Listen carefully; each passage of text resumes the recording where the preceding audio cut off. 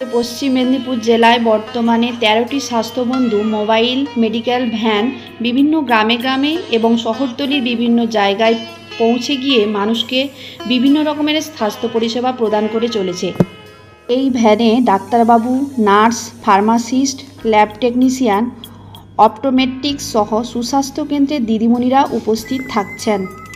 প্রত্যহ 13টি করে ক্যাম্প করা হচ্ছে, যেখানে স্বাস্থ্য পরিষেবা যেমন ইসিজি, বিভিন্ন রকমের রক্ত পরীক্ষা, টেলিমেডিসিন, বিশেষজ্ঞ ডাক্তারবাবুর দ্বারা চোখের পরীক্ষা ইত্যাদি করা হচ্ছে।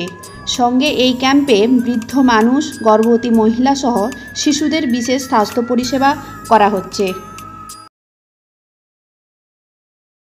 প্রেসার, সুগার, থাইরয়েড এসবের কোনো ওষুধ খান নাকি? প্রেসারের ওষুধ কতদিন ধরে খাচ্ছেন? বহুদিন ধরে খাচ্ছি, প্রায় 8-10 বছর।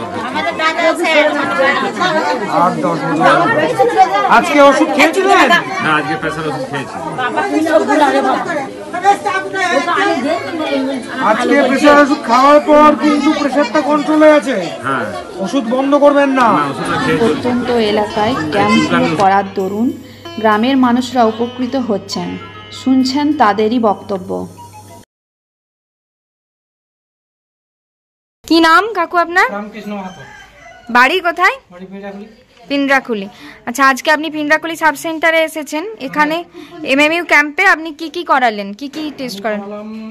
ইসিজি আর ব্লাড টেস্ট আর সিবিসি। সিবিসি পরিষেবা কিরকম লেগেছে? খুব ভালো লেগেছে। খুব ভালো লেগেছে।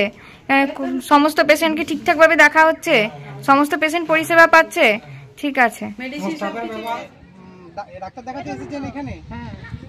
কি ডাক্তার দেখাবেন? কি হয়েছে আপনার? আমার হাই প্রেসার। ডাক্তারবাবু দেখেছে ঠিকঠাক? দেখেছে, ভালো। আচ্ছা, এখানে আপনাকে ওষুধ দিয়েছে তো? আপনাদের লাইন আছে? ঠিক আছে। এখানে গত 17ই নভেম্বর থেকে আমাদের জেলায় ক্যাম্পগুলো শুরু হয়েছে। বর্তমানে প্রতিদিন প্রায় 1300 থেকে 1400 উপভোক্তা প্রত্যহ উপকৃত হচ্ছে। আমরা এই পশ্চিম ভূখণ্ডে আজকে মেডিকেল ক্যাম্পে এসেছি। এখানে গ্রামবাসীরা সবাই, পাশাপাশি গ্রামের লোকেরাও এসেছে। আর এখানে সুগার মাপা হচ্ছে, আর চোখ দেখানো হচ্ছে, ইসিজি হচ্ছে, আর এক্স রে হচ্ছে। তো এখানে আমরা তো প্রত্যন্ত গ্রামে থাকি, এখানে সচরাচর ডাক্তারের কাছে যেতে পারে না, অনেক বয়স্করা আছেন। তো তারা এখানে খুবই উপকৃত হলো। যে মাননীয় মুখ্যমন্ত্রীর এই স্বাস্থ্যবন্ধু পরিষেবাকে পশ্চিম মেদিনীপুর জেলাবাসী সাধুবাদ জানাচ্ছে। ধন্যবাদ।